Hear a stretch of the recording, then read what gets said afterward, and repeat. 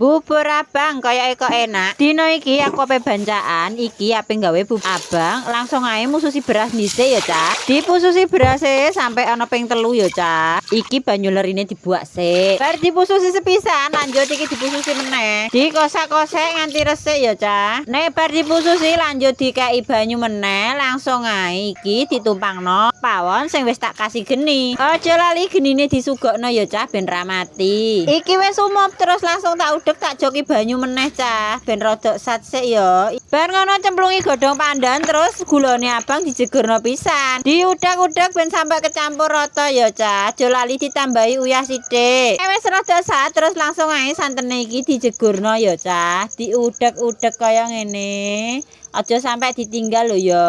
Engko mundak gosong ngisore. Wis ngono genine cilik-cilik ae ya, Cah. Dienteni sampai sat terus umup dan dijunjung. Iki tak siapno piring tak alasi godhong gedang, Cah. Langsung cidok ae bubure ning piring ya, Cah. Terus disajikno kaya ngene. Wis sampe tak nggo bancaan.